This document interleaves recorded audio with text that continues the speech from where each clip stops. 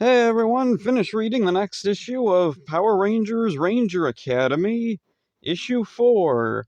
The Ranger Academy cadets are on their way to Chromia, home of the Bandorian monks. Who the hell are they? Well, Mathis mentioned them back in the first issue, and if you missed that, then yeah, they didn't set this up at all. These guys don't get a whole lot of introduction, and they're not really well explained. Apparently, they're a bigger thing in the wider Boom universe comics. Whatever, moving on. Sage and her friends banter with the other cadets on a shuttle going to Chromia. Once on the surface, they have to go to Prism Peak. Despite it looking like a pretty simple straight line from their landing point to the peak, apparently it isn't, for reasons. Sage and her friends make a plan to reach Prism Peak. Sage thinks to herself along the way, and she remembers last issue where she saw her face projected in that Zordon tube thing. Except now it's retconned to have definitely only been a reflection, I think. She wonders why it was green. Gee, I don't know. Why was green glass reflecting green? They reach a cave and decide to spend the night there. The next day, Theo tells the others about cursed ranger colors. Lindy says just because there used to be green or orange rangers doesn't mean that's true. Sage is convinced her potential Power Ranger powers are bad for some reason. I don't know. They hear the other cadets call for help. They go to help and find Carter, the Zybrian cadet, with a broken ankle from falling down a hole. Sage fires a flare and stays with Carter as the others continue on. Carter reveals to Sage that he fell down the hole on purpose because he's scared of the Bandorian monks. He also reveals that his sisters are Pink Rangers. After Carter is helped back on the shuttle, Theo and Lindy show up. They didn't want to leave Sage behind. They make it to Prism Peak, and the other cadet comes out. She shows off a coin with her Spectorite crystal, and she says she morphed yellow. Theo goes in and comes out with his own coin. He says he morphed black. Lindy goes in. She comes out with her coin and Spectorite crystal, but then says that she couldn't morph. Sage goes in last. A monk hands her a morpher, and a green flash surrounds Sage, and we see a glimpse of her Green Ranger form. Sage lies to the others that she couldn't morph for some reason. So this issue, stuff finally happens, which is appreciated. I'm getting kind of frustrated with the comic, actually. The artwork doesn't always get across the intent. It's kind of awkward at times.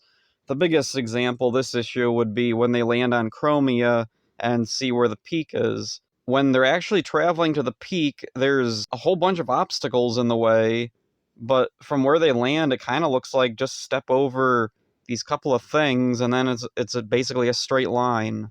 The other thing is when Sage has her morpher at the end, I was like, wait, where did she get a morpher from? At first, I thought it was the water bottle from earlier that she had, and I was like, wait, the water bottle is a morpher? But then I looked closer and realized, oh, okay, in the teeny tiny stupid little panel up there, the Bandorian monk hands her the morpher. Okay. We get a lot of character moments, but for some reason, I just don't find these characters endearing. Theo starts to tell a story about Dark Spectre infiltrating the school. Lindy doesn't believe it, and I'm curious if this is supposed to be foreshadowing for the future. The discussion about ranger colors is really bizarre. Green and orange rangers don't exist? What does this school teach? Leo, Billy, Jen, Doggy Kruger, all these characters are from teams with Green Rangers. I don't know where this idea that like green is a like forbidden color or something. What is this about? What is this? I don't understand. Is it implying Sage's father was a Green Ranger who associated with Dark Spectre and that led to the Green campus being shut down or something? That's exactly what it's going to be, isn't it? Sage's father was a Green Ranger. He let Dark Spectre in. He's the reason why they don't teach about Green Rangers, even though they have a bunch of teachers there from teams that included Green Rangers. They know who Leo is. They aren't just like picking random people that the kids don't know. They actually learned about them.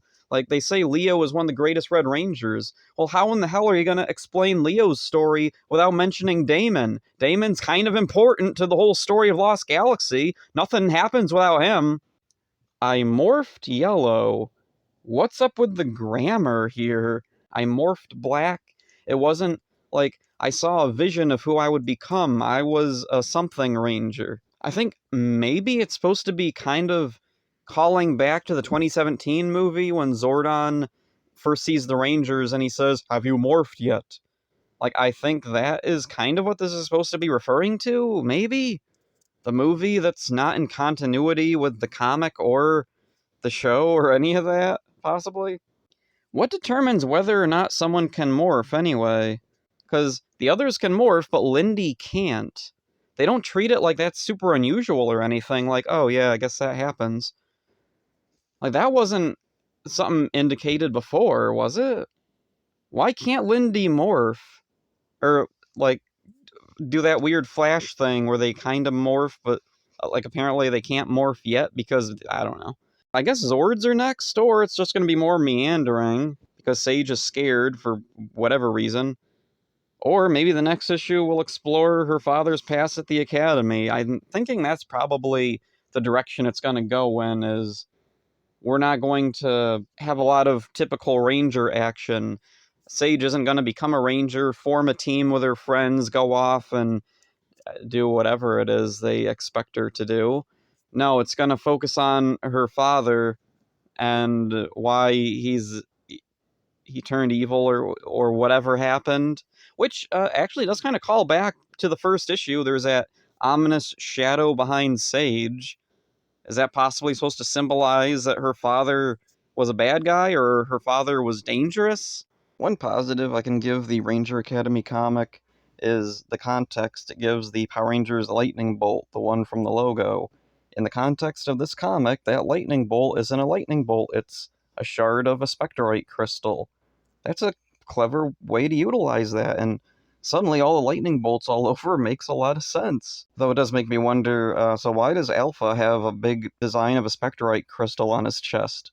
And why is it backwards from, or I don't know, I guess maybe it's his King Lexion was looking at it from the other side or something? So that's cool. I like that part. So yeah, there's Ranger Academy issue 4. I think I can safely say I don't like this comic. Big surprise. I've been giving it such glowing reviews in the past, like, it's okay, it's meh. But now I'm like, I'm genuinely getting really frustrated with this comic. It's been going for nearly a year now. We have 4 issues, and I'm just not seeing anything to like. The characters are bland. The Power Ranger references are surface level and interchangeable. The story has more in common with, like, Jedi Padawans going to get Kyber crystals. I've made that comparison before, but, like, it's because it makes sense. This feels far more like just a generic magic school story than a Power Rangers story. I'm still gonna get the next issue, because, like, I am genuinely curious what happens. All throughout this series, I've always been more interested in what comes next more than what's already there. In the future, once the story is completed, I really don't see myself going back to revisit it at all.